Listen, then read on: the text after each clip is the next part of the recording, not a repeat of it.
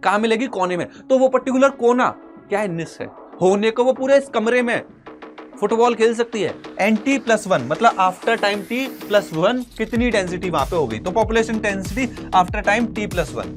जो पॉपुलेशन है, कोई भी पॉपुलेशन है, वो यही चाहेगी कि मेरी आर वैल्यू बढ़ती जाए, आर वैल्यू बढ़ती जाए, मतलब मेरे नंबर ऑफ इंडिविजुअल बढ़ते जाए। हेलो प्यारे बच्चों, मैं परमवीर सिंह आप सभी का स्वागत करता हूं संकल्प भारत के ऑनलाइन लर्निंग प्लेटफॉर्म पे। आज के इस माइंड मैप सीरीज में हमारा जो चैप्टर है that is organism and population. Number of question के लिहाज से काफी इंपॉर्टेंट चैप्टर है, क्योंकि इकोलॉजी में आप देखेंगे इस चैप्टर से आपको रिपीटेडली 2 से 3 क्वेश्चन देखने को मिल जाएंगे और आज के इस माइंड मैप सेशन में आप most of the thing cover कर लोगे और मुझे उम्मीद है मैक्सिमम क्वेश्चन इससे कवर हो जाएंगे आपके। तो बिना देरी किए हुए शुरुआत करते हैं आज के इस सेशन को। ओके, सो चैप्टर में आप देखिए ऑर्गेनिज्म और पॉपुलेशन की बात की है। हालांकि एक बहुत बड़ा डोमेन, एक बहुत बड़ा सब्जेक्ट जिसको हम इकोलॉजी बोलते हैं, उसका ये पार्ट है और हम इकोलॉजी वर्ड से ही स्टार्ट करते हैं इस चैप्टर को समझना। अगर आप इकोलॉजी वर्ड को देखें तो ये टर्म आपका कॉइन किया था अर्नेस्ट हैकल ने 1866 में। बेटा ध्यान से देखो, 1866 में ये टर्म इकोलॉजी कॉइन किया था अर्नेस्ट हैकल ने। किसने कॉइन किया है? अर्नेस्ट हैकल ने। और इकोलॉजी की अगर हम बात करें तो इकोलॉजी को आप एक्सप्लेन कर सकते हैं कि इकोलॉजी क्या है? स्टडी ऑफ ऑर्गेनिज्म, मतलब एक बायोटिक पार्ट है। Study of, study word important है, study of organism and its environment.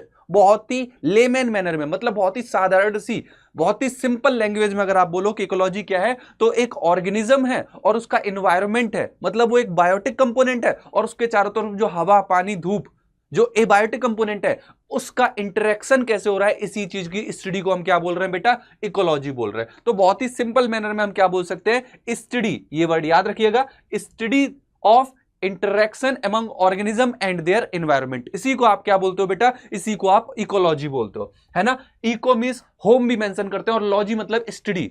तो यहां पे आप एक तरीके से होम की स्टडी कर रहे हो, किसी भी ऑर्गेनिज्म की जहां पे वो रह रहा है उसकी, और उसके चारों तरफ का जो पर्यावरण है, एनवायरनमेंट है, उसके साथ वो कैसे इंटरेक्ट कर रहा है, कैसे सर्वाइव कर रहा है, कौन कौन सी स्ट्रेटेजी अपना रहा है, इस सब की जानकारी, इस सब की हम स्टडी इकोलॉजी में करते हैं। आगे बढ़ते हैं। अगर इकोलॉजी की बात करें तो यहां पे 4 लेवल मिलेंगी आपको। इकोलॉजी की आपको 4 लेवल मिलेंगी: organism level, population level, community level, biome level. समझिए कि करके देखिए, सबसे पहली जो लेवल है वो क्या है? Organism level. बेटा कोई भी इंडिविजुअल जो होगा वो कंप्लीट एक जब इंडिविजुअलनेस को दिखा रहा है, राइट, तो वो सिंगल सेल तो नहीं हो सकती। अगर मल्टी सेलुलर ऑर्गेनिज्म की बात कर रहे हो तो वो सिंगल सेल नहीं हो सकती। यूनिसेलुलर ऑर्गेनिज्म के केस में जहां पे पूरी बॉडी एक सिंगल सेल की बनी है, वो ऑर्गेनिज्म को रिप्रेजेंट कर सकता है। मगर हम अगर मल्टी सेलुलर के रेस्पेक्ट में बात करें, आप अपनी बॉडी का एग्जांपल लेके समझे, तो आप क्या देखेंगे? सेल्स हैं, सेल मिलके टिश्यू बना रही है, टिश्यू मिलके ऑर्गन बना रहे हैं, ऑर्गन मिलके ऑर्गन सिस्टम बना रहे हैं, और फाइनली आपके सामने जो प्रेजेंटेटिव के फॉर्म में जो इंडिविजुअल प्रेजेंट है वो क्या है बेटा? वो ऑर्गेनिज्म है, राइट। और ऑर्गेनिज्म बहुत ही प्यारा शब्द है बायोलॉजी का, क्योंकि कभी कभी क्या होता है, हमको नहीं समझ में आ रहा है बैक्टीरिया है, नहीं समझ में आ रहा है वायरस है, नहीं समझ में आ रहा है फंगस है, आप सिंपल बोलो ऑर्गेनिज्म। कितना प्यारा वर्ड है ना, ऑर्गेनिज्म, मतलब वो लिविंग एंटिटी। तो वो लिविंग एंटिटी जब वो कंप्लीट एक इंडिविजुअलनेस को शो कर रहा है, उस लेवल पे आप उसको क्या बोलोगे? ऑर्गेनिज्म। नेक्स्ट, जब उसी ऑर्गेनिज्म के कई सारे मेंबर, उसी पर्टिकुलर स्पीसीज के कई सारे मेंबर एक जगह इकट्ठे हैं, तो आप उसको पॉपुलेशन बोल रहे हो, राइट। ऑर्गेनिज्म में आप बात करते हो बर्थ की, ऑर्गेनिज्म के बाद जब पॉपुलेशन की बात कर रहे हो तो पॉपुलेशन में बात करते हो बर्थ रेट की। समझो अंतर। ऑर्गेनिज्म में आप बात करते हो बर्थ की, पॉपुलेशन में बात करते हो बर्थ रेट की। ऑर्गेनिज्म में बात करते हो किसकी? डेथ की, पॉपुलेशन में बात करते हो डेथ रेट की। ऑर्गेनिज्म में बात करते हो कि ये मेल है, फीमेल है, यहां पे पॉपुलेशन में बात करते हो सेक्स रेशियो, राइट। एक अगर बिल्ली है, वो अपने चारों तरफ घूम रही है, अपनी जो एक्टिविटी कर रही है, आप इसको क्या बोलोगे? Organism level, right. जब मल्टीपल यहां पे ग्रुप में है, ग्रुप में कोई एक्टिविटी हो रही है, कोई कई सारी, जैसे बिल्लियों की आदत, आप बोल रहे हो कि 4-5 बिल्ली एक साथ जंगल में टहल रही हैं, राइट, एक पूरी फैमिली टहल रही है, तो वहां पे आप उस पॉपुलेशन के रेस्पेक्ट में बात कर रहे हो। समझो छोटी छोटी चीज है। तो वहां पे आप क्या बात करते हो? बर्थ रेट की बात करोगे, डेथ रेट की बात करोगे, सेक्स रेशियो की बात करोगे। इस तरीके से आप क्या मेंशन करोगे? पॉपुलेशन लेवल की बात होती है। नेक्स्ट आती है कम्युनिटी। कम्युनिटी में क्या होगा? कम्युनिटी लेवल इकोलॉजी में क्या आप देखोगे कि कई सारी स्पीसीज के ग्रुप, आप एक इकोसिस्टम में क्या देखते हो? क्या सिर्फ एक बिल्ली रह रही है? नहीं बेटा, बिल्ली भी है, कुत्ता भी है, चूहा भी है ना, शेर भी है, हालांकि नंबर कम हो चुके हैं। राइट। तो वो एक पूरे कम्युनिटी को क्रिएट कर रहा है and that is community level ecology. हम हिरार्की की बात कर रहे हैं, इकोलॉजी में हिरार्की कैसे चल रही है, तो organism level, population level, community level और next is biome level. Biome level पे आप एक ब्रॉड मैनर में इकोलॉजी को रेस्पेक्ट में मेंशन कर रहे हो, एक ब्रॉड लेवल पे इकोलॉजी को रिप्रेजेंट कर रहे हो, राइट। जैसे आप पूरे पूरे डेजर्ट की बात कर रहे हो, एक डेजर्ट एक बायोम को रिप्रेजेंट कर रहा है, राइट। वहां पे आप इकोलॉजी की कंडीशंस को बात कर रहे हो, वहां पे वहां के ऑर्गेनिज्म का इंटरेक्शन, बायोटिक एबायोटिक के साथ इंटरेक्शन आप मेंशन कर रहे हो, उसमें क्या बोलोगे भाई, उसको आप बोल रहे हो बायोम लेवल। देखो इकोलॉजी में स्टडी करते हैं इंटरेक्शन की, और वो इंटरेक्शन बेटा बायोटिक बायोटिक के बीच में हो सकता है, वो बायोटिक एबायोटिक के बीच में हो सकता है, वो एबायोटिक एबायोटिक के बीच में हो सकता है। जैसे एक बिल्ली और एक चूहा है, दोनों लड़ रहे हैं, राइट। लड़ तो नहीं रहे, बिल्ली चूहे को खा रही होगी, राइट। तो ये बायोटिक बायोटिक में हो गया, राइट। अगर इन्वायरमेंट में टेम्परेचर ज्यादा है, उसका फर्क इस बिल्ली पे क्या पड़ रहा है, ये बायोटिक एबायोटिक हो गया, राइट। या कुछ एबायोटिक एबायोटिक, जैसे हैवी रेनफॉल हो रही है, उससे सॉइल इरोजन होगा, हैवी रेनफॉल से सॉइल इरोजन हो रहा है, तो इनके बीच में भी इंटरेक्शन हो रहा है, तो ये एबायोटिक एबायोटिक के बीच में इंटरेक्शन हो गया, और इस पूरे इंटरेक्शन को ही आप इकोलॉजी में रिप्रेजेंट कर रहे हो, राइट। आया समझ में। अब आगे एक वर्ड यहां पे निस यूज होता है, इसको समझते हैं। निस का मीनिंग क्या है, इसको थोड़ा सा समझ लेते हैं। निस बेटा वो एक पर्टिकुलर एरिया है जहां पे कोई स्पीसीज एग्जैक्ट में रह रही है और वहां पे फंक्शनल एक्टिविटी परफॉर्म कर रही है। जैसे आप ऐसे समझ के देखो, जिस कमरे में आप बैठे हो सकता है वहां पे छिपकली होगी, हो सकता है, मैं ये कह रहा हूं होगी होगी ये नहीं कह रहा, हो सकता है छिपकली होगी, मगर आपको ये बात पता है कि छिपकली मेरे जमीन पे तो नहीं चल रही होगी, उसका स्थान कहां होगा, वो कहां पे मिलेगी तुमको, कॉर्नर में मिलेगी। कहां मिलेगी, कोने में। तो वो पर्टिकुलर कोना क्या है, निस है। होने को वो पूरे इस कमरे में फुटबॉल खेल सकती है ना, जमीन पे दौड़ दौड़ भाग सकती है, होने को, है ना। आ जाए तो ऐसा थोड़ी ना तुम वो मार्स पे चली गई, नहीं, आने को आ सकती है, मगर मेनली वो मिलेगी कहां पे, कोने में, कमरे के कोने में, ऊपर साइड में। वो उसकी क्या है, वो एक पर्टिकुलर एरिया जहां पे वो जरूर मिलेगी, या वहां पे ही वो मैक्सिमम मिलेगी, वो उसकी पर्टिकुलर निस कहलाएगी। वो एरिया जहां पे कोई ऑर्गेनिज्म मोस्टली मिलेगा और वहां पे फंक्शनल एक्टिविटी करेगा, समझ रहे हो, उसको हम निश मेंशन करेंगे। आगे बढ़ते हैं। सो ये आपने बात की इकोलॉजी के रेस्पेक्ट में। हम क्योंकि कुछ पार्ट एबायोटिक फैक्टर वाला पार्ट यहां से हटा दिया गया, उस पर मैं जोर नहीं डालूंगा, मैं आता हूं सीधा पॉपुलेशन इकोलॉजी पे। तो पॉपुलेशन को समझते हैं कि ये पॉपुलेशन क्या है। देखिए पॉपुलेशन को अगर हम डेफिनेशन वाइज समझे, तो डेफिनेशन वाइज आप पॉपुलेशन को कैसे मेंशन कर सकते हैं कि group of individual of same species. पहली बात कि जो इंडिविजुअल होंगे ना वो सेम स्पीसीज के होने चाहिए, group of individual of same species in a common geographical area. ये बेटा ज्योग्राफिकल एरिया वर्ड इंपॉर्टेंट है, किसी पर्टिकुलर ज्योग्राफिकल एरिया में ही बात कर रहे हो। आप मेंशन करोगे कि जो हम पॉपुलेशन की बात कर रहे हैं वो दिल्ली की पॉपुलेशन की बात कर रहे हैं, हम बिहार की पॉपुलेशन की बात कर रहे हैं, हम सिक्किम या फिर लद्दाख की बात कर रहे हैं ना, लद्दाख पे समय बहुत बातें चल रही है, सेव लद्दाख, है ना, राइट। तो आप देखो यहाँ पे आप एक पर्टिकुलर ज्योग्राफिकल एरिया मेंशन करोगे वहां पे, right, which can share resource and can interbreed.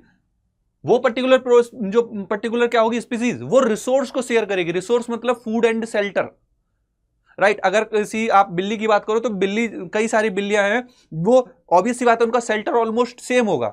ऐसा नहीं है कि कुछ बिल्ली पेड़ पे रह रही होंगी, है ना, कुछ बिल्ली पानी में रह रही होंगी, है ना, कुछ बिल्ली हवा में, नहीं, मोस्टली वो उनका हैबिटेट सेम होगा, उनका खाना सेम होगा।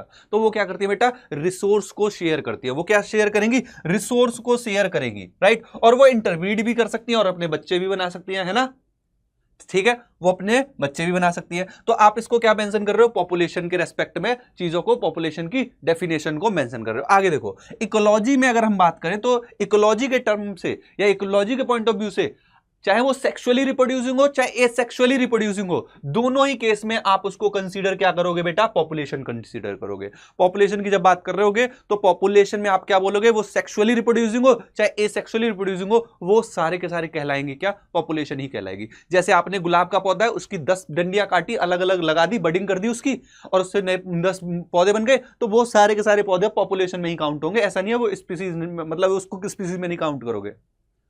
समझ रहे हो बात को, वहां पे बडिंग वाले केस को या फिर एसेक्सुअल रिप्रोडक्शन को भी आप किस में काउंट करोगे, उससे बनने वाले मेंबर को आप पॉपुलेशन में ही काउंट करोगे।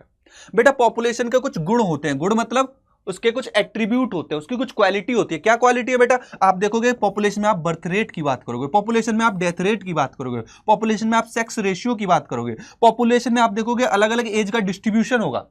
अलग अलग एज का है ना, pre reproductive, reproductive, post reproductive, right. Population में आप पॉपुलेशन की डेंसिटी की बात करोगे कि इस पर्टिकुलर एरिया में इतना है, राइट। पॉपुलेशन डेंसिटी डिटेल में डिस्कस करेंगे इन सारे एट्रीब्यूट को। बर्थ रेट क्या होगा, डेथ रेट क्या होगा, सेक्स रेशियो क्या है, एज डिस्ट्रीब्यूशन क्या है, पॉपुलेशन डेंसिटी क्या है, ये सारे के सारे एट्रीब्यूट एक एक करके अपन डिस्कस करना स्टार्ट करेंगे, क्योंकि यहां से नंबर ऑफ क्वेश्चन आने की चांसेस ज्यादा होंगे और यहां से क्वेश्चन आपको देखने को मिल जाएंगे। सबसे पहले बात करते हैं बर्थ रेट पे। तो देखो बर्थ रेट की अगर हम बात करें तो सिंगल इंडिविजुअल है बर्थ, एक अकेले इंडिविजुअल की बात करो है ना, मेल फीमेल की बात करो तो वहां पे आप बोलोगे बर्थ, मगर पॉपुलेशन में बर्थ वर्ड यूज नहीं होगा। फॉर पॉपुलेशन आप बोलोगे बर्थ रेट, पॉपुलेशन के लिए क्या बोलोगे, बर्थ रेट यूज करोगे, राइट। कि number of birth per capita in a given time, एक गिवन टाइम में पर कैपिटा कितनी बर्थ हो रही है, इसको आप क्या मेंशन करोगे, बर्थ रेट मेंशन करोगे। Is it clear?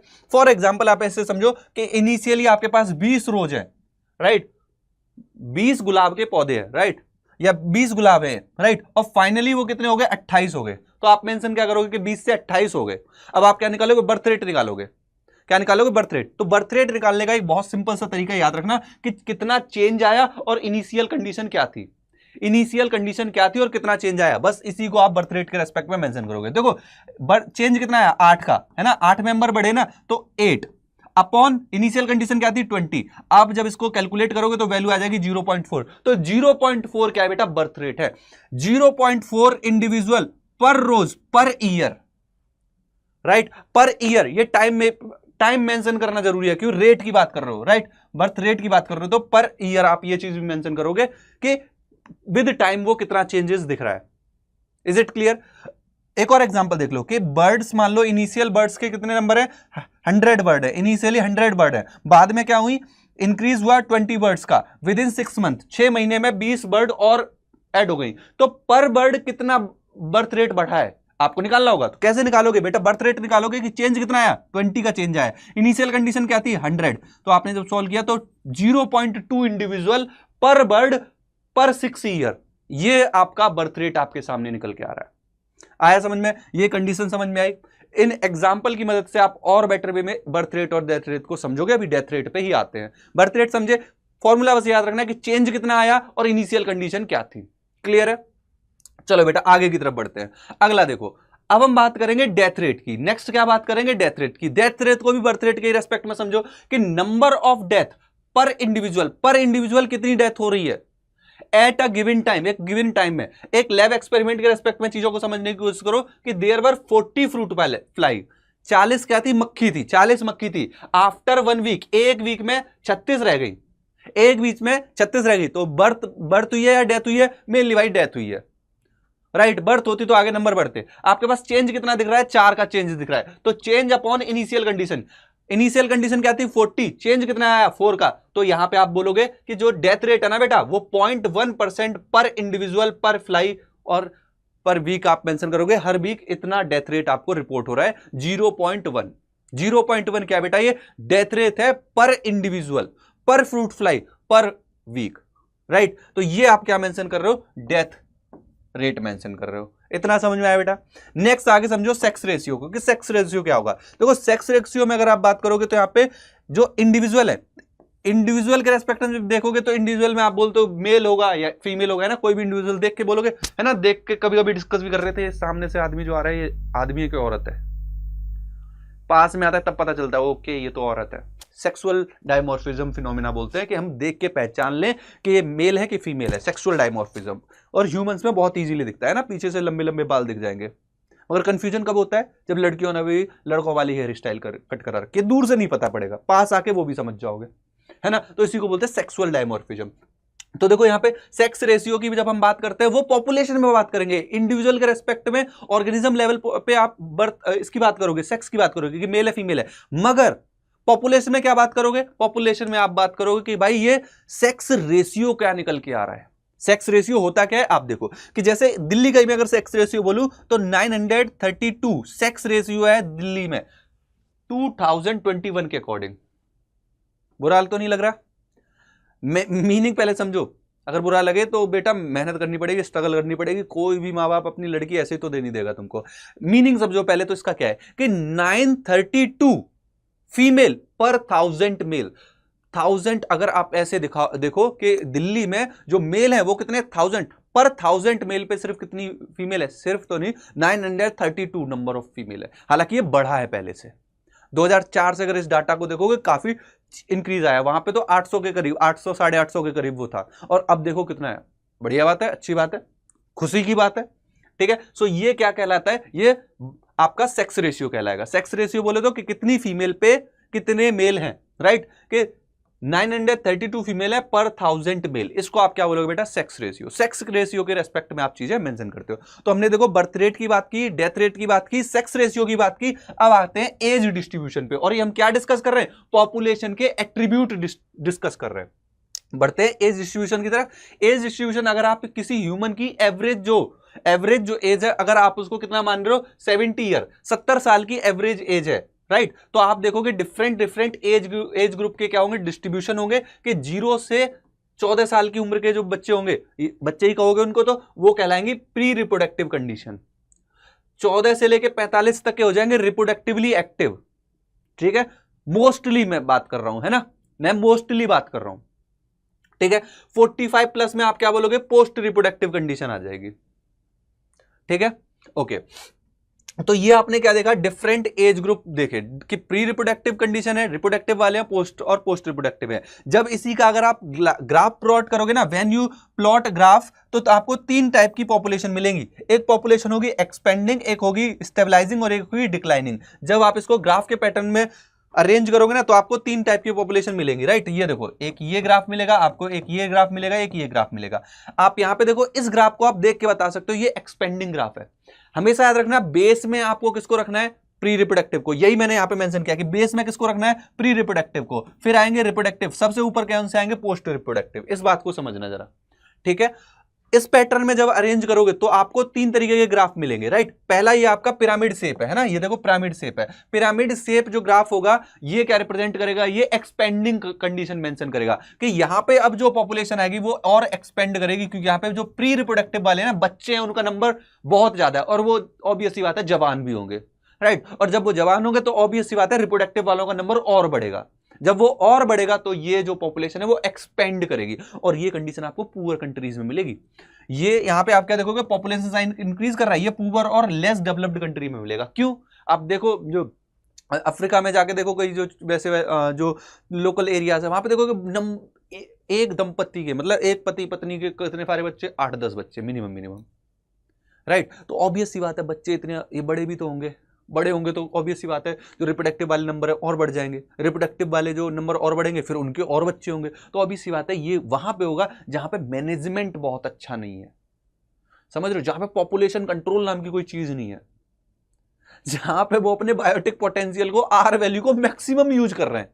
समझाऊंगा क्या होता है, राइट। तो ऐसा आप कंडीशन कहां देखोगे, लेस और पुअर डेवलप्ड कंट्री में। और यहाँ पे हेल्थ फैसिलिटी भी बहुत ज्यादा अच्छी नहीं होगी, और बहुत ज्यादा कोई मैनेजमेंट प्लान नहीं होंगे। नेक्स्ट आप देखो, एक कंडीशन आपको मिलेगी स्टेबलाइजिंग वाली। स्टेबलाइजिंग में देखो क्या हो रहा है कि यहाँ पे जो प्री रिप्रोडक्टिव और रिप्रोडक्टिव है उनके नंबर ऑलमोस्ट इक्वल होंगे, राइट। और इस कंडीशन को हम बोलेंगे स्टेबलाइजिंग और बेल शेप कर्व। यहाँ पे रिप्रोडक्टिव और प्री रिप्रोडक्टिव जो है उनका नंबर ऑलमोस्ट सेम मिलेगा, और ऐसा आपको डेवलपिंग कंट्री में मिलेगा। यहां पे शेप एंड साइज बहुत ज्यादा चेंज नहीं होगा, राइट। यहां पे कंडीशन स्टेबलाइज रहेंगी, क्योंकि जितने प्री रिप्रोडक्टिव है उतने ही जवान बनेंगे, और उतने ही जवान बनेंगे तो उनसे फिर उतने ही क्या बनेंगे, प्री रिप्रोडक्टिव वाले उतने ही नंबर रह जाएंगे, है ना। तो यहां पे कंडीशन मोस्टली स्टेबलाइज रहेंगी। लास्ट देखो, इसको हम अर्न शेप बोलते हैं। अर्न शेप मतलब जो आप घड़ा देखा होगा आपने, है ना, इस तरीके का घड़ा होता है, राइट, घड़े से जैसा बोलते हैं, इसको बोलते हैं अर्न शेप। और यहां पे कंडीशन डिक्लाइनिंग मिलेगी, क्योंकि यहां पे रिप्रोडक्टिव वाले जो नंबर हैं वो ज्यादा होंगे, प्री रिप्रोडक्टिव कम है। जब बच्चे ही कम है तो जवान कम हो जाएंगे ना। तो यहां पे आप क्या देखोगे, अर्न शेप कंडीशन मिलेगी, या रिप्रोडक्टिव मेंबर ज्यादा होंगे। और ये हाईली डेवलप्ड जो कंट्री होती है ना बेटा, हाईली डेवलप्ड कंट्री में ये कंडीशन देखने को मिलेगी। यहां पे साइज पॉपुलेशन का धीरे धीरे कम हो रहा होगा, इसीलिए इसको क्या बोलते हैं बेटा, डिक्लाइनिंग कंडीशन बोल रहे हैं। क्या बोल रहे हैं हम इसको, डिक्लाइनिंग कंडीशन बोल रहे हैं। यहां पे कंडीशन और डिक्लाइन करेंगे। इज इट क्लियर, इतना समझ में आया। पॉपुलेशन के हम एट्रीब्यूट्स डिस्कस कर रहे हैं। हमने birth rate, death rate, sex ratio, age distribution को अभी यहां पे डिस्कस किया है। आगे डिस्कस करेंगे हम बेटा पॉपुलेशन डेंसिटी को। चलिए समझते हैं कि पॉपुलेशन डेंसिटी क्या है। पॉपुलेशन डेंसिटी की अगर हम बात करें तो number of individual per unit area at a given time, कि कितने नंबर ऑफ इंडिविजुअल हैं एक पर यूनिट एरिया में, एक पर्टिकुलर एरिया में, राइट, और एक पर्टिकुलर टाइम पे, एक पर्टिकुलर टाइम पीरियड पे, एक पर्टिकुलर एरिया में कितने इंडिविजुअल हैं, इन टर्म ऑफ नंबर बोल सकते हो, इन टर्म ऑफ बायोमास बोल सकते हो, वो तो मैं समझाऊंगा कैसे कैसे डिस्कस करेंगे। इसी को हम बोलेंगे population density, right. Population density को हम और काउंट भी क्यों करते हैं कि इससे पता चलता है कि इंपैक्ट ऑफ रिसोर्स, जो फूड है उसका इंपैक्ट हमारे वहां की जो इंटरेक्शन है उन पे क्या पड़ रहा है, मतलब इंटरेक्शन जैसे कंपटीशन या प्रेडेशन या जो भी इंटरेक्शन वहां पे हो रहे हैं उन पे क्या फर्क पड़ेगा, राइट। रिसोर्स का, रिसोर्स ज्यादा होंगे तो कंपटीशन ज्यादा नहीं होगा, रिसोर्स कम है तो कंपटीशन ज्यादा होगा, समझ रहे हो। तो इसका क्या फर्क पड़ेगा, हम पॉपुलेशन डेंसिटी के टर्म में इनको फाइंड आउट करने की कोशिश करते हैं। देखो इसको निकालने का, पता करने का, पॉपुलेशन डेंसिटी पता करने का कई सारे बेस्ट मेथड है और अलग अलग मेथड यूज होते हैं। जैसे मान लो एक एरिया में एक सिंगल बनियान ट्री है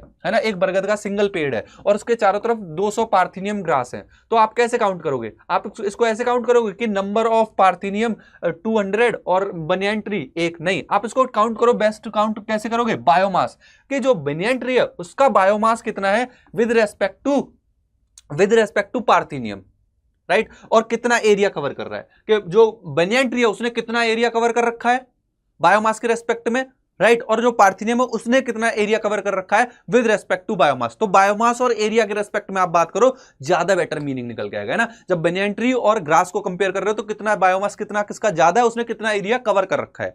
तो एरिया के टर्म में आप इस तरीके से बेस्ट क्वांटिफाई कर सकते हो पॉपुलेशन डेंसिटी को, राइट। तो पॉपुलेशन डेंसिटी को एरिया के रेस्पेक्ट में ऐसे क्वांटिफाई करोगे। पॉन्ड में अगर देखो तो कोई फिश है उसकी रिलेटिव डेंसिटी की बात करोगे कि रिलेटिवली इतनी फिशेस इस एरिया में आपको मिल रही है। अगर कल्चर प्लेट में जैसे बैक्टीरिया के नंबर या वायरस के नंबर निकालने हैं तो वहां पे number of colony forming unit की बात करते हैं ना, CFU, कॉलोनी फॉर्मिंग यूनिट के कितनी यूनिट बन रही है उतने काउंट कर लेते हैं, उससे हम आइडिया लगाते हैं, राइट, बैक्टीरिया वगैरह का। नेक्स्ट देखो इनडायरेक्ट मेथड भी होते हैं कुछ। एक होता है मार्क रिलीज रिकैप्चर मेथड, कि हमने मार्क किया, जंगल में छोड़ दिया, दोबारा से पकड़ा, कितने मिले उनके बेसिस पे हम नंबर निकाल लेते हैं। ऐसा किसके लिए करते हैं बेटा, शेर के लिए करते हैं, राइट, सॉरी शेर के नहीं, आप ऐसे समझ सकते हो कि हिरन वगैरह के, शेर के लिए करोगे दोबारा पकड़ने जाओगे खा लेगा, समझ रहे हो।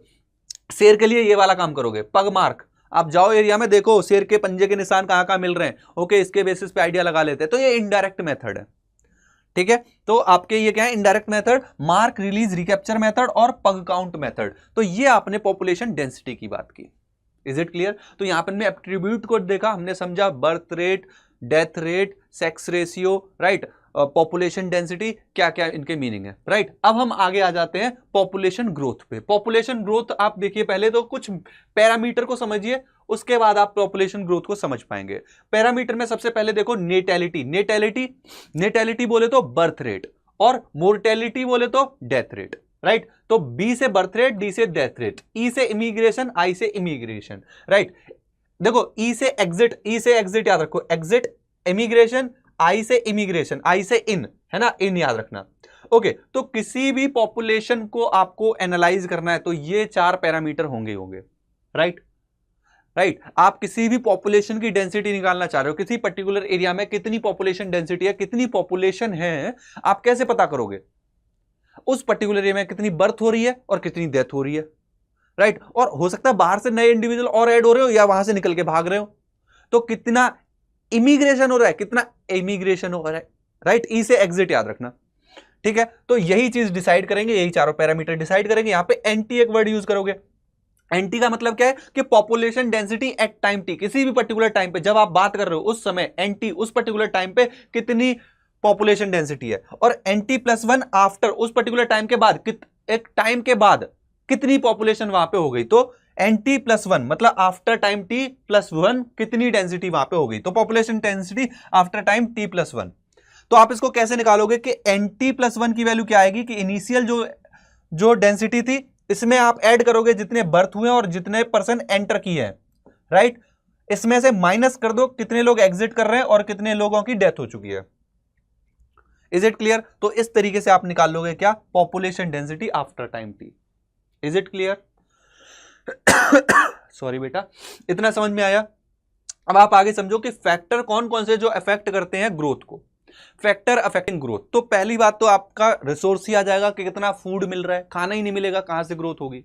ऑप्टिमम खाना तो मिलना चाहिए ना, जीने के लिए तो चाहिए ना, राइट। तो रिसोर्स है ना, वही वाली बात है, रोटी कपड़ा मकान, है ना, वही रिसोर्स उसी को बोलते हैं, तो ये तो मिलना ही चाहिए, राइट। रिसोर्सेस और प्रीडेशन प्रेशर, कि किसी पर्टिकुलर ऑर्गेनिज्म पे प्रीडेशन प्रेशर कितना है। मान लो ऐसे समझ के देखो कि एक लोमड़ी है, राइट, लोमड़ी की पॉपुलेशन है, वहां पे लोमड़ी का शिकार करने के लिए अगर मान लो चीता शिकार कर रहा है लोमड़ी का, तो वहां पे चीता का अगर नंबर ज्यादा है तो बेचारी लोमड़ी तो वैसे ही खत्म हो लेंगी, है ना।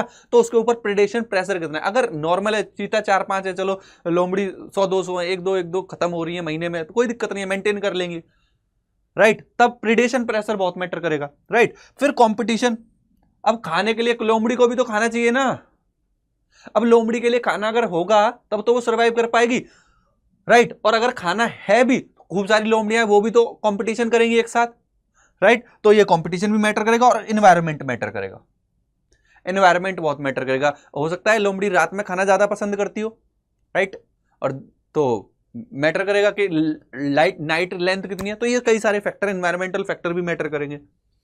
Is it clear? तो ये वो फैक्टर हैं जो ग्रोथ को अफेक्ट कर रहे हैं, हमने इन पे बात की। आगे अब मोस्ट इंपॉर्टेंट पार्ट पे आते हैं, दैट इज ग्रोथ मॉडल।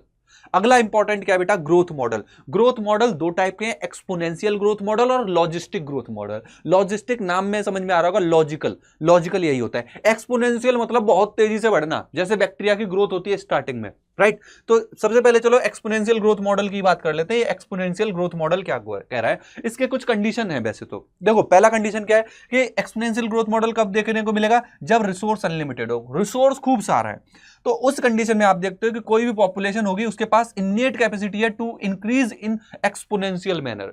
जब खाना रहना कोई दिक्कत नहीं है उसकी, तो जो पर्टिकुलर स्पीसीज होगी वो खूब सारा क्या करेगी? पॉपुलेशन करेगी और मैक्सिमम नंबर ऑफ इंडिविजुअल बनाएगी। वो क्या करेगी? उसमें मैक्सिमम नंबर ऑफ इंडिविजुअल बनाने की कोशिश करेगी, मैक्सिमम बच्चे पैदा करने की कोशिश करेगी, राइट। अगर आप हाथी को भी देखो ना बेटा, हाथी भी एक्सपोनेंशियल ग्रोथ कर सकता है, हाथी भी खूब सारे बच्चे पैदा कर सकता है अगर उसको रहना खाना प्रॉपर मिल जाए, रोटी कपड़ा मकान टाइम से मिल रहा हो, वो भी मस्त नंबर में ग्रो करेगा, राइट।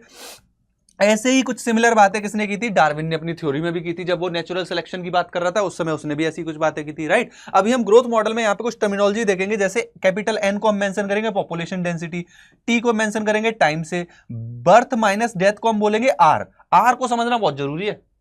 पॉपुलेशन इकोलॉजी आर के चारों तरफ घूम रही होती है। आर बोले तो intrinsic rate of natural increase, और आप सिंपल शब्दों में समझो बायोटिक पोटेंशियल। बायोटिक पोटेंशियल जितना ज्यादा उतने ही ज्यादा इंडिविजुअल बनेंगे, राइट। तो ये आपने कुछ टर्मिनोलॉजी देखी, इन्हीं को आप कहां पे अप्लाई करोगे? अब अभी आप इनको अप्लाई करोगे कहां पे? इसी पर्टिकुलर मॉडल में। अभी ये जो एक्सपोनेंशियल ग्रोथ मॉडल देख रहे हो ना बेटा, इसमें आप क्या देखोगे? इसका एप्लीकेशन देखोगे। चलो देखो ग्राफ को समझते हैं। एक्सपोनेंशियल ग्रोथ मॉडल का जो ग्राफ है वो क्या बन के आ रहा है, देखो यहां पे आपको मिलेगा देखने को क्या? J shape curve, right. कि यहां पे कुछ टर्मिनोलॉजी समझो।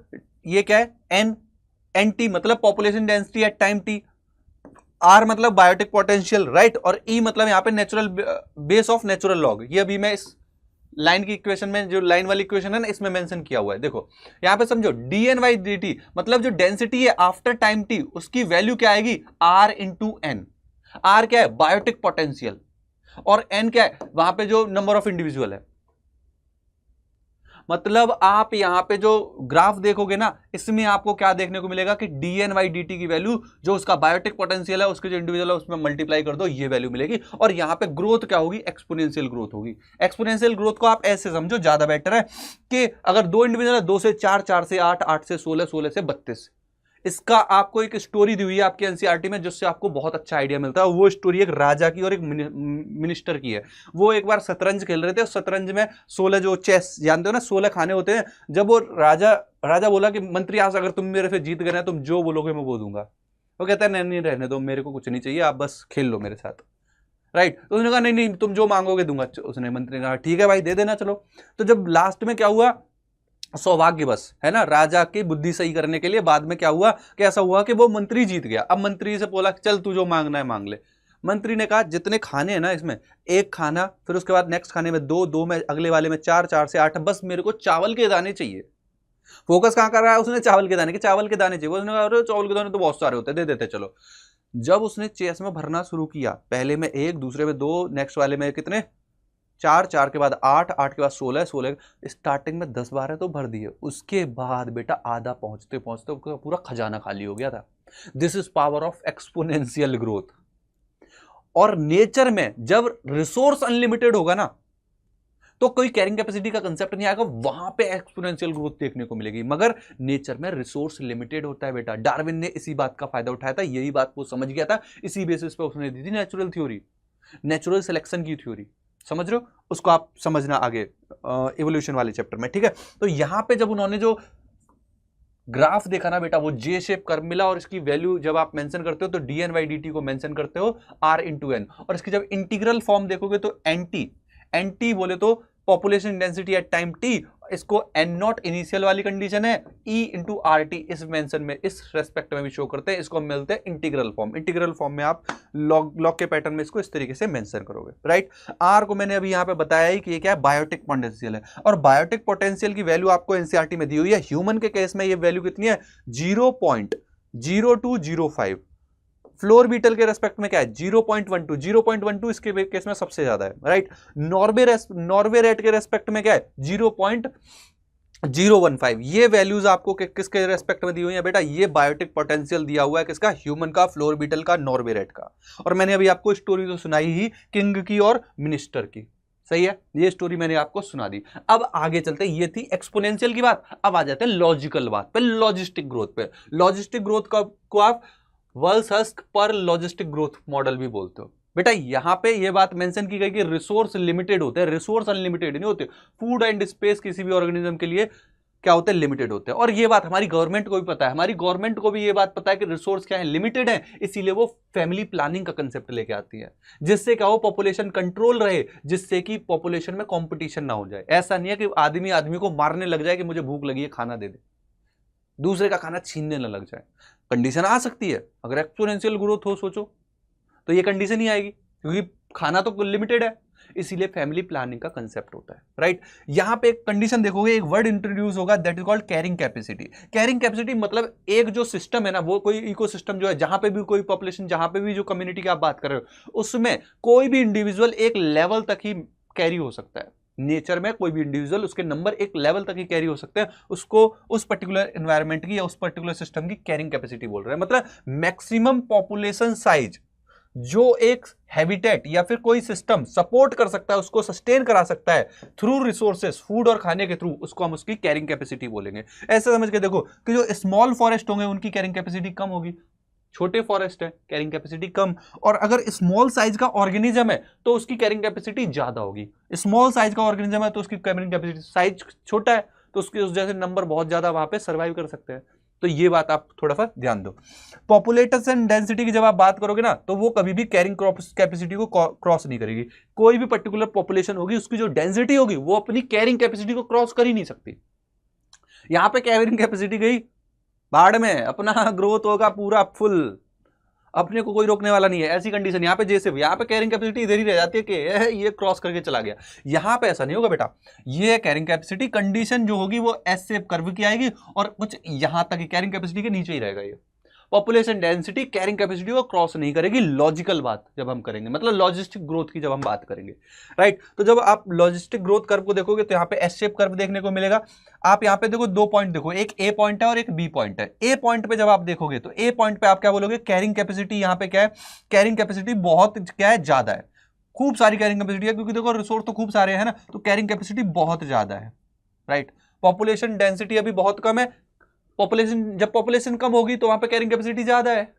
पॉपुलेशन ही कम है, अभी खूब बढ़ा लो, रिसोर्स खूब सारे, खाने के लिए बहुत है, तो उस समय क्या होगी, कैरिंग कैपेसिटी बहुत ज्यादा है। जब कैरिंग कैपेसिटी बहुत ज्यादा है तो dn by dt into R N के साथ साथ हम यहाँ पे क्या मेंशन करेंगे, carrying capacity minus N upon के।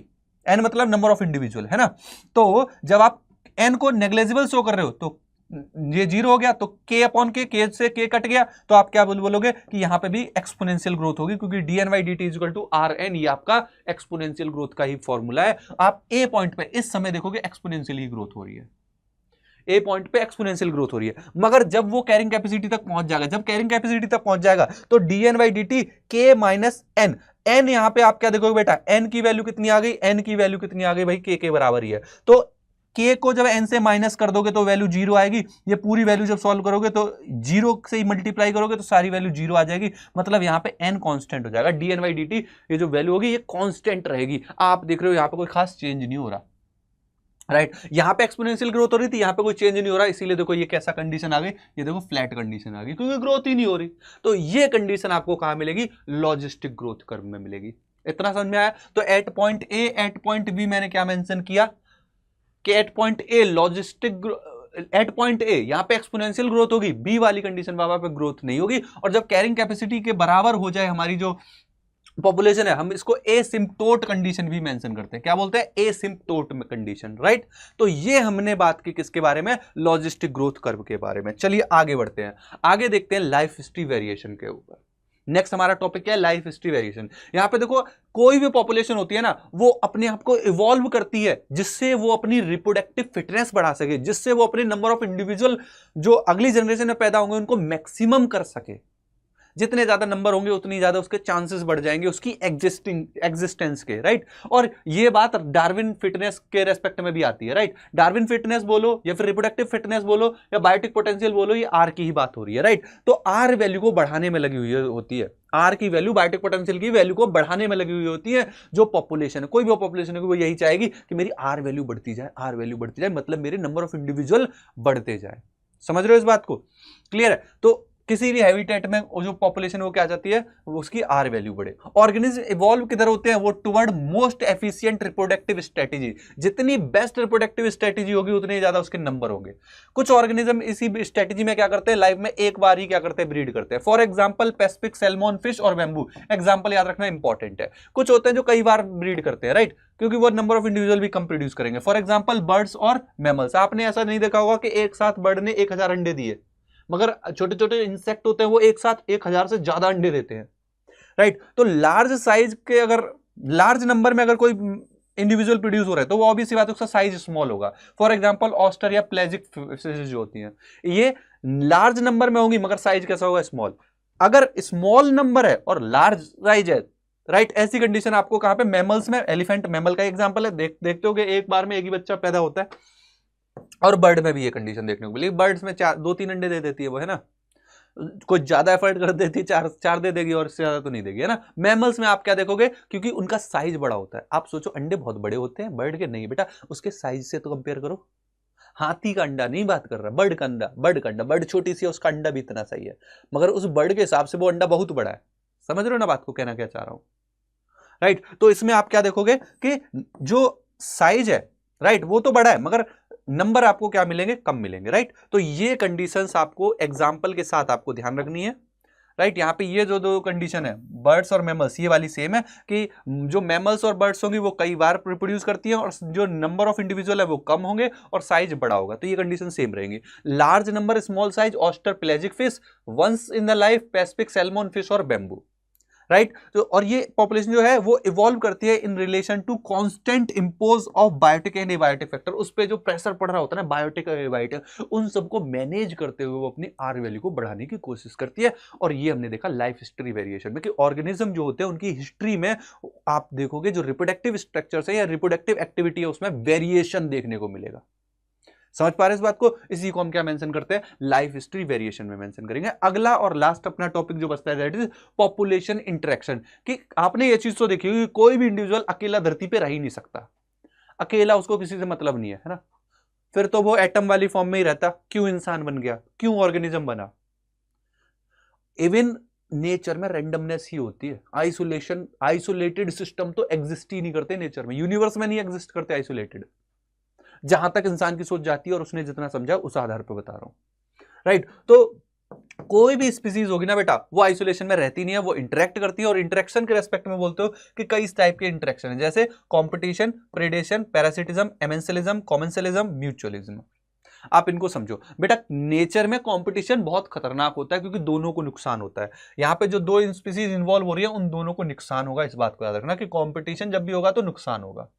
आपके नीट में ऐसा नहीं है रे, जो कंपटीशन में बेस्ट है उसका फायदा है, उसको सिलेक्शन मिलेगा, उसको मिलेगा बढ़िया वाला हॉस्पिटल, समझ रहे हो, बढ़िया इंस्टीट्यूट। प्रीडेशन में अगर आप बात करोगे तो प्रीडेशन में बेटा एक जो प्रीडेटर है उसको तो मजा आ रहा है, चट कर रहा है ना, चबा रहा है वो, बोटी चबा रहा है, मगर जिसको चबा रहा है उसका तो बहुत बड़ा नुकसान है, उसको तो जान की हानि हो रही है ना। तो आप यहाँ पे मेंशन करोगे कि predator positive, prey negative. Negative negative मतलब लॉस हो रहा है, उसकी जान माल का हानि हो रही है ना। पैरासिटिज्म में ऐसे देखोगे कि पैरासाइट को फायदा हो रहा है, होस्ट को नुकसान हो रहा है क्योंकि होस्ट को चूस रहा है। मगर दोनों में अंतर भी है। देखो प्रिडेशन में एक बार में उसको खत्म कर देगा, एक बार में जान से मार देगा, मगर पैरासिटिज्म में वो जान से नहीं मारेगा, धीरे धीरे खाएगा, राइट। और प्रिडेशन में ऐसा भी नहीं है कि एक बार में सारी पूरी पूरी स्पीसीज को साफ कर देगा, नहीं, वो धीरे धीरे थोड़े थोड़े नंबर में खाएगा क्योंकि उसको कल भी खाना है, राइट। एमेंसेलिज्म में देखो एक को माइनस एक को जीरो। एमेंसेलिज्म में एक ट्रिक याद रखो, ए में हम जब ए बनाते हैं तो ए में यहाँ पे एक माइनस का साइन लगाते हैं, बीच में से एरो लगाते हैं, तो उसी से याद रखो ये माइनस। एमेंसेलिज्म में माइनस और जीरो। कॉमन सेलिज्म में याद रखो कॉमन में प्लस और जीरो। समझ रहे हो? ठीक है। अब सोच रहे हो सर सी से प्लस कैसे याद रखे? बेटा सी प्लस प्लस एक कोर्स होता है, उससे याद रख लो। नेक्स्ट देखो म्यूचुअलिज्म। म्यूचुअलिज्म में दोनों को फायदा है भाई, म्यूचुअलिज्म सबसे बेस्ट है। मैं तेरी मदद करूंगा, तू मेरी मदद कर, है ना। मैं तुमको पढ़ा रहा हूं, तुम वीडियो पे लाइक करो, म्यूचुअलिज्म। ठीक है, अपने को उत्साह मिलेगा, हमको भी मजा आएगा, है ना, टीचर को भी मजा आएगा, प्यारे प्यारे कमेंट पड़ेगा, टीचर मजा आएगा, आपको और उत्साह से पढ़ाएगा, है ना। तो ये म्यूचुअलिज्म वाली बात हो गई।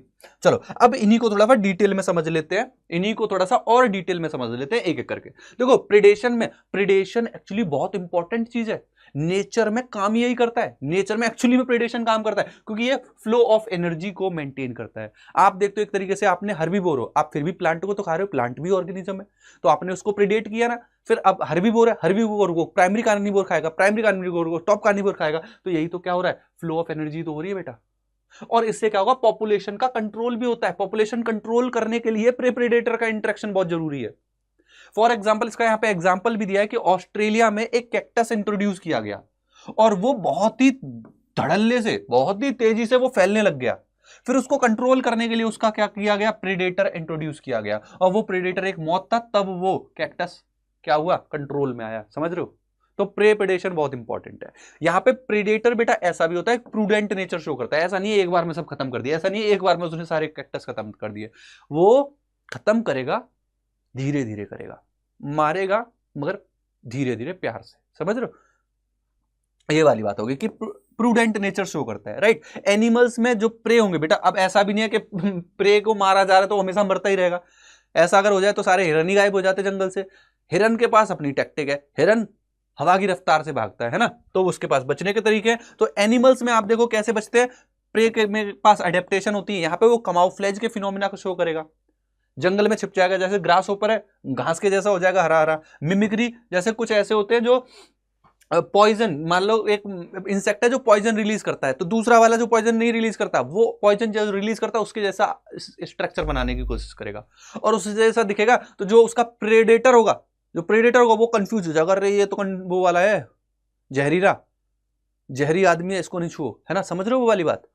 बिल्कुल। तो ये भी एक तरीका है बचने का, दिस इज कॉल्ड मिमिक्री। एक कंडीशन है कि भाई पॉइजन ही अपने अंदर क्रिएट कर लो, जहरी इतना पैदा कर लो कि कोई खाने की कोशिश ही ना करे, है ना, पॉइजन इन द प्रे। तो ये एनिमल्स में क्या होते हैं, ये तरीके हैं बचने के। प्लांट में बेटा भाग तो सकते नहीं है, तो प्लांट क्या करेंगे, वो भी एडेप्टेशन तो एडेप्ट करते हैं, जैसे वो कांटे पैदा कर लेते हैं। अब कांटे पैदा कर लिए, जिसमें दम हो कांटे खाने की तो खा लो, राइट। कुछ ऐसे भी होते हैं अड़ियल जो कांटे समेत खा जाते हैं। हाथी को देख लो, हाथी को फर्क नहीं पड़ता, कांटे समेत प्लांट को खा जाता है, ठीक है। मगर छोटे छोटे जो कैटल वेटल है उनसे तो बचा ही लेता है ना। कुछ होते हैं जो बायोकेमिकल रिलीज करते हैं, जैसे कैलोट्रोपिस, आपने देखा होगा, वो दूध निकलता है ना, व्हाइट कलर का लिक्विड निकलता है, उसको गाय भैंस खाना पसंद भी नहीं करती। तो ये केमिकल रिलीज करने वाला एक तरीका है कि वो केमिकल्स प्रोड्यूस ऐसे करते हैं जिनसे कैटल वगैरह उनको न खाएं। इसी तरीके के केमिकल्स में निकोटिन है, कैफीन है, ओपियम है, राइट, क्विनीन है, ये सारे के सारे क्या है बेटा, वो केमिकल्स हैं जो वो रिलीज कर रहे हैं जिससे कैटल वगैरह उनको खाना पसंद नहीं करेंगी। मतलब ये प्रे का एडेप्टेशन है जिससे प्रेडेटर उनको ना खाए, क्योंकि दोनों को बचना है, राइट। दोनों को क्या करना है, बचने की कोशिश करनी है। तो हमने प्रिडेशन समझा। अब आगे आते हैं एमेंसेलिज्म पे। एमेंसेलिज्म में मैंने क्या बताया, देखो ए में माइनस बताया था, माइनस और ओ। तो देखो एक को नुकसान होगा, एक को कोई फर्क नहीं पड़ेगा। फॉर एग्जांपल यहाँ पे पेनिसिलियम की जब आप बात करोगे तो पेनिसिलियम जो होता है वो पेनिसिलिन रिलीज करती है केमिकल, और वो पेनिसिलिन बैक्टीरिया की ग्रोथ को रोक देता है, स्ट्रेप्टोकोकस को। तो देखो इसका तो कोई कुछ नहीं गया, इसने तो केमिकल रिलीज किया, मगर उस केमिकल ने स्ट्रेप्टोकोकस को क्या कर दिया, उसकी ग्रोथ को रोक दिया। तो एक को कोई फर्क नहीं पड़ रहा, मगर स्ट्रेप्टोकोकस की तो ग्रोथ रुक गई ना। तो एक को कोई फायदा नुकसान कुछ नहीं हो रहा, मगर दूसरे को क्या हो रहा है, नुकसान हो रहा है। ये कंडीशन है आपकी एमेंशियलिज्म की, जहां पे एक स्पीसीज को लॉस हो रहा है और दूसरी पे कोई फर्क नहीं पड़ रहा। Is it clear? आगे बढ़ते हैं और बात करते हैं कंपटीशन की। हमने अभी प्रेडेशन की बात की थी, अब बात करते हैं कंपटीशन की। कंपटीशन में आप क्या देखोगे बेटा, आर वैल्यू डिक्रीज होती है। कंपटीशन में बेटा नुकसान दोनों को ही होगा, राइट। और ये इंटर स्पेसिफिक भी हो सकता है और इंट्रा भी हो सकता है, मतलब एक पर्टिकुलर स्पीसीज में भी हो सकता है और बिटवीन स्पीसीज भी हो सकता है। बिटवीन स्पीसीज का एग्जांपल देखो, जैसे साउथ अमेरिका में लेक में आप क्या देखोगे, फ्लेमिंगो है और जो स्मॉल फिशेज है वो दोनों के दोनों किसको खाती है, जू प्लैंक्टन को। तो फ्लेमिंगो भी जू प्लैंक्टन के लिए लड़ रहा है, स्मॉल फिशेज भी इसी के लिए लड़ रही है। तो ये क्या हो गया, inter between different species competition, right. और इंट्रा स्पीसीज जो कोई पर्टिकुलर स्पीसीज है उसमें तो चलेगा ही खाने के लिए, रहने के लिए, और जो ताकतवर होगा वो रह लेगा, वही खा लेगा, कमजोर वाला हटा दिया जाएगा, राइट। और मगर जब कमजोर वाला भी हटेगा तो 2 थप्पड़ मार के तो हटेगा वो भी, तो नुकसान तो दोनों को हुआ। एक ने 10 थप्पड़ खाए, एक ने 2 खाए, नुकसान दोनों को हुआ, राइट। तो आपने यहां पे क्या देखा, कंपटीशन की बात देखी। आगे आ जाओ पैरासिटिज्म पे।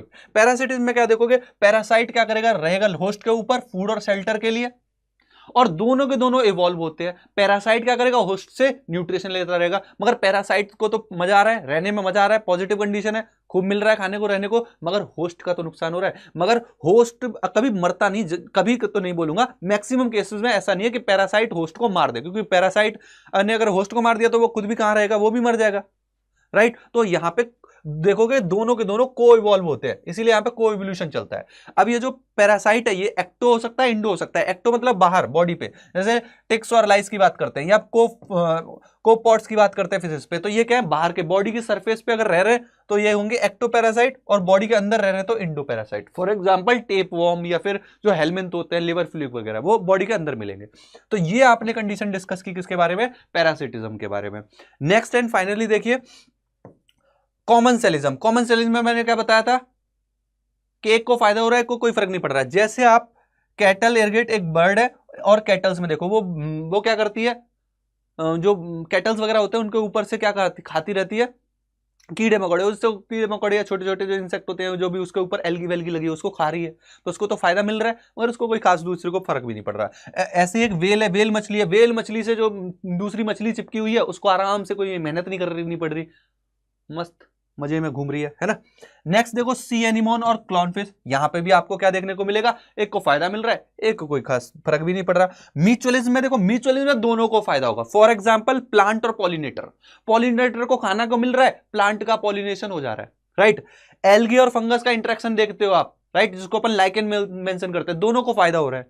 फंगस और रूट्स ऑफ हायर प्लांट्स में आप मेंशन करते हो माइकोराइजा का कंडीशन होगा, वहां पे भी दोनों को फायदा हो रहा है। तो ये एक म्यूचुअलिज्म की बात होगी, राइट। तो इस तरीके से आज का ये जो हमारा माइंड मैप सेशन है वो मैंने कंप्लीट समझाया। मैं एक बार को स्टार्टिंग से और चीजें मेंशन कर देता हूं, आप जरा इस पे नजर डाल दीजिए कि हमने स्टार्ट किया चैप्टर को और हमने समझा यहाँ पे इकोलॉजी के बारे में, लेवल्स ऑफ इकोलॉजी के बारे में, देन हमने पॉपुलेशन की बात करी, पॉपुलेशन के एट्रीब्यूट्स को देखा, बर्थ रेट को यहाँ पे हमने समझा, देन हमने यहाँ पे डेथ रेट समझा, सेक्स रेशियो, एज डिस्ट्रीब्यूशन में हमने टाइप ऑफ यहाँ पे ग्राफ देखे, प्लॉट देखे, कितने स्टेबलाइजिंग, एक्सपेंडिंग और डिक्लाइनिंग 3 टाइप के ग्राफ मिल रहे हैं। फिर हमने पॉपुलेशन डेंसिटी की यहाँ पे बात की, पॉपुलेशन ग्रोथ की बात की, पॉपुलेशन ग्रोथ के मॉडल को समझा कि यहाँ पे एक्सपोनेंशियल मॉडल है और लॉजिस्टिक ग्रोथ मॉडल है, राइट। फिर हमने आगे डिस्कस किया कि एक्सपोनेंशियल ग्रोथ मॉडल में जो ग्राफ मिलेगा वो कैसा मिलेगा, जे शेप कर्व मिलेगा। यहाँ पे लॉजिस्टिक में हमको एस शेप कंडीशन मिलेगी, राइट। यहाँ पे हमने देखा कि एट टाइम ए और एट टाइम बी क्या अंतर हो सकते हैं, प्रॉपर्ली मैंने डिटेल में मेंशन किया यहाँ पे। आगे हमने देखा कि लाइफ हिस्ट्री वेरिएशन में अलग अलग ऑर्गेनिज्म अलग अलग तरीके से अपनी रिप्रोडक्टिव जो एक्टिविटी है उनको शो करते हैं, कुछ एक बार रिप्रोड्यूस कर रहे हैं, कुछ मनी टाइम कर रहे हैं, कुछ छोटे बेबी बना रहे हैं, कुछ बड़े बेबी बना रहे हैं, इस रेस्पेक्ट में देखा। और फाइनली हमने इंटरेक्शन की बात की कि जब 2 इंडिविजुअल इंटरेक्ट कर रहे होंगे तो उनमें इंटरेक्शन कैसा होगा, और उनमें इंटरेक्शन हमने देखा प्रेडेशन हो सकता है, एक खा रहा है एक मर रहा है, राइट। या फिर वहां पे कंडीशन आपको एमेंशियलिज्म, एक को कोई फर्क नहीं पड़ रहा और एक को लॉस हो रहा है, या फिर वहां पे कंपटीशन हो रहा होगा, दोनों को दिक्कत हो रही है, राइट। आर वैल्यू दोनों की डिक्रीज होगी।